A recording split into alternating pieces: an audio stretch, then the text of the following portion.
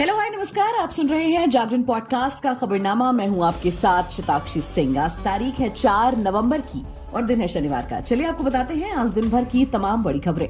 नेपाल में भूकंप से भीषण तबाही, राहत बचाव कार्य में भी आ रही है मुश्किलें। अब तक 143 लोगों की मौत। इसरो प्रमुख ने अपनी आत्मकथा में के-सिवन की आलोचना के दावे को नकारा। कहा, मैंने किसी पर निशाना नहीं साधा। सीएम बघेल के खिलाफ ईडी ने किए दावे। एमओएस राजीव चंद्रशेखर ने कांग्रेस और इंडिया गठबंधन पर साधा निशाना। मुकेश अंबानी को जान से मारने की धमकी देने वाला शख्स गिरफ्तार, तेलंगाना से पकड़ा गया। पूरी आबादी सदमे में, कहीं भी लोग सुरक्षित नहीं। हमास के निर्वासित नेता के परिवार के घर पर इजराइल का हवाई हमला। बलूच कार्यकर्ता ने बलूचिस्तान में अत्याचार और चीन पाक सांठगांठ को किया उजागर। यूएन कार्यालय के सामने किया प्रदर्शन। भारत में एप्पल की बम्पर कमाई से गदगद हुए CEO Tim Cook. All time record revenue को लेकर कही बड़ी बात।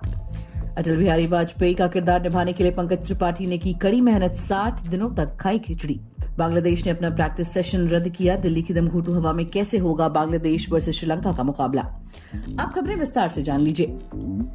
नेपाल में शुक्रवार रात आए भूकंप ने भीषण तबाही मचाई है। ये भूकंप 8 साल में आया अब तक का सबसे भीषण भूकंप है, जिसमें अब तक 143 लोगों को अपनी जान गंवानी पड़ी है। भूकंप के बाद राहत और बचाव कर्मियों ने रेस्क्यू अभियान शुरू कर दिया है। नेपाल के राष्ट्रीय भूकंप विज्ञान केंद्र के मुताबिक ये भूकंप शुक्रवार रात 11:47 पर आया है। रिक्टर स्केल पर इसकी तीव्रता 6.4 मापी गई। वहीं German research centre for Jio sciences ने बताया कि भूकंप की तीव्रता 5.7 थी, जबकि अमेरिकी भूवैज्ञानिक सर्वेक्षण के अनुसार भूकंप की तीव्रता 5.6 थी। न्यूज एजेंसी रॉयटर के मुताबिक अधिकारियों ने आशंका व्यक्त की है कि मरने वालों की संख्या बढ़ सकती है। जाजरकोट जिले के अधिकारी हरीश चंद्र शर्मा के मुताबिक घायलों की संख्या सैकड़ों में हो सकती है। वहीं भारतीय अंतरिक्ष अनुसंधान संगठन यानी कि इसरो के प्रमुख एस सोमनाथ ने अपनी आत्मकथा Nilavu Kudicha Simhangal lions that drink the moonlight में पूर्व इसरो प्रमुख के-सिवन पर आलोचनात्मक टिप्पणी किए जाने के दावे को खारिज कर दिया है। सोमनाथ ने कहा कि इस महत्वपूर्ण पद पर मौजूद शख्स को कई तरह की चुनौतियों से गुजरना पड़ता है। उनमें से एक चुनौती है किसी संगठन में महत्वपूर्ण पद पाने की चुनौती। ये ऐसी चुनौती है जिससे सभी को गुजरना पड़ता है। उस महत्वपूर्ण पद के लिए सभी को कोशिशें करनी पड़ती हैं। मैंने अपनी पुस्तक में उसी बात को कहने की कोशिश की है। मैंने किसी पर निशाना नहीं साधा है। इसरो प्रमुख एक रिपोर्ट को लेकर अपना पक्ष रख रहे थे, जिसमें दावा किया गया है कि उनकी आत्मकथा में पूर्ववर्ती इसरो प्रमुख के-सिवन को लेकर कुछ आलोचनात्मक टिप्पणियां की गई हैं। वहीं प्रवर्तन निदेशालय द्वारा दावा किए जाने के बाद कि छत्तीसगढ़ के मुख्यमंत्री भूपेश बघेल को महादेव सट्टेबाजी ऐप से 508 करोड़ रुपए मिले। केंद्रीय मंत्री राजीव चंद्रशेखर ने शनिवार को कांग्रेस पार्टी और विपक्षी गठबंधन इंडिया पर निशाना साधा। एमओएस चंद्रशेखर ने आगे कांग्रेस पर आतंक और आपराधिक नेटवर्क के साथ साझेदारी करने का आरोप लगाया और कहा कि सट्टेबाजी ऐप्स को मनी लॉन्ड्रिंग हितों का समर्थन प्राप्त है। राजीव चंद्रशेखर ने एक्स पर एक पोस्ट में कहा कि कांग्रेस या फिर इंडिया जहां भी जाती है, एटीएम और गरीबों के लिए आए पैसों को लूट लेती है। 500+ करोड़ रुपए अकेले एक अवैध सट्टेबाजी ऐप कंपनी से कांग्रेस छत्तीसगढ़ के मुख्यमंत्री भूपेश बघेल को 500 करोड़ से अधिक रकम मिली है। यदि ऐसी निर्लज लूट शर्मनाक नहीं है तो उन राष्ट्र विरोधी और आपराधिक हितों को समझें जो कांग्रेसी लूट से साझेदार हैं। वहीं रिलायंस इंडस्ट्रीज के चेयरमैन मुकेश अंबानी को कथित तौर पर कई धमकी भरे ईमेल भेजने के आरोप में एक आरोपी को तेलंगाना से गिरफ्तार किया गया है। गामदेवी पुलिस का कहना है कि आरोपी की पहचान गणेश रमेश वन पारधी के रूप में हुई है। शनिवार को मामले में उसे गिरफ्तार कर अदालत में पेश किया गया, जहां से अदालत ने उसे 8 नवंबर तक पुलिस हिरासत में भेज दिया। मुकेश अंबानी को शनिवार को भी जान से मारने की धमकी मिली थी। आरोपी ने 400 करोड़ रुपए फिरौती देने की मांग की थी। पुलिस ने कहा कि आरोपी ने 31 अक्टूबर से 1 नवंबर के बीच भेजे 2 धमकी भरे ईमेल को नजरअंदाज करने पर गंभीर परिणाम भुगतने की चेतावनी दी थी। वहीं इजराइल सेना ने शनिवार को गाजा शहर के बाहरी इलाके में हमास के निर्वासित नेता के परिवार के घर पर हवाई हमले किए। गाजा में भोजन, पानी और अस्पतालों तथा अन्य सुविधाओं को बिजली देने वाले जनरेटरों के लिए आवश्यक ईंधन खत्म हो चुका है, जिसमें मानवीय संकट तेजी से बढ़ रहा है।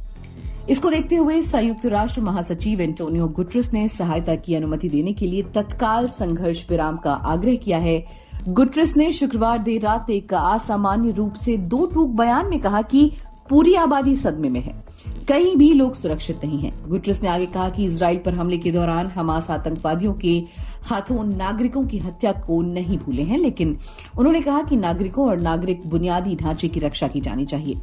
उन्होंने ये भी कहा कि नागरिकों को मानव ढाल के रूप में इस्तेमाल नहीं किया जाना चाहिए और हमास से अपने सभी लगभग 240 बंधकों को रिहा करने का आह्वान किया। वहीं आईफोन बनाने वाली दिग्गज कंपनी एप्पल का भारतीय बाजार में कारोबार बूम पर है। एक तरफ जहां चीन से एप्पल को कमाई के मामले में एक के बाद एक झटके लग रहे हैं, वही बात करें भारत की तो यहां कंपनी की उम्मीदों को इस कदर पंख लगेगा कि यह खुद सीईओ टिम कुक को भी अंदाजा नहीं था। भारत में एप्पल के लिए उम्मीदों के नए दरवाजे खुल रहे हैं और ये बात एप्पल के सीईओ टिम कुक खुद भी मानते हैं। एप्पल के सीईओ टिम का कहना है कि कंपनी ने सितंबर के में खत्म तिमाही में भारत में नया रिकॉर्ड रेवेन्यू हासिल किया और भारत एक अविश्वसनीय रूप से रोमांचक बाजार बना हुआ है। एप्पल ने वित्त वर्ष 2023 की चौथी तिमाही के नतीजे जारी किए हैं, जिसमें कंपनी का रेवेन्यू सालाना आधार पर 1% गिरकर $89.5 रहा। इसमें भारत से हुए रेवेन्यू की अलग से कोई जानकारी नहीं दी गई है, लेकिन कुक का कहना है कि भारत में रेवेन्यू ऑल टाइम रिकॉर्ड रहा है। मनोरंजन जगत की बात करें तो फिल्म इंडस्ट्री के मजे हुए बेहतरीन अभिनेताओं में से एक है पंकज त्रिपाठी। एक्टर अपनी जबरदस्त एक्टिंग से आज लाखों फैंस के दिलों पर राज करते हैं। उन्होंने अभी तक कई फिल्मों में काम कर अपनी दमदार एक्टिंग से हर किसी को हैरान किया है। एक बार फिर पंकज त्रिपाठी पूर्व प्रधानमंत्री अटल बिहारी वाजपेयी की बायोपिक मैं अटल हूं में नजर आने वाले हैं। इस फिल्म के लिए पंकज त्रिपाठी काफी मेहनत कर रहे हैं। अब हाल ही में एक्टर ने एक इंटरव्यू के दौरान खुलासा किया कि मैं अटल हूं में अटल बिहारी वाजपेयी का किरदार निभाने के लिए उन्होंने 60 दिनों तक केवल खिचड़ी ही खाई है।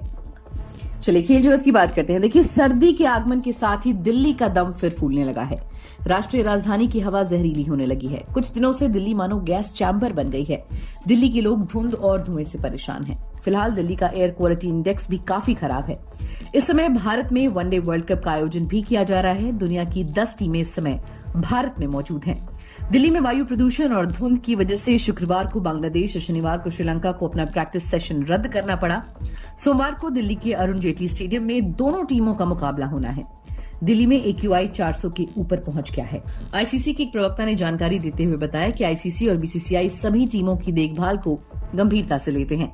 हम दिल्ली में हवा की गुणवत्ता और प्रदूषण की निगरानी कर रहे हैं। हम स्थिति का आकलन करने के लिए विशेषज्ञों की सलाह ले रहे हैं। तो दोस्तों, आज के लिए फिलहाल इतना ही। देश और दुनिया की तमाम खबरों को जानने के लिए जुड़े रहिए हमारे साथ और सुनते रहिए जागरण खबरनामा।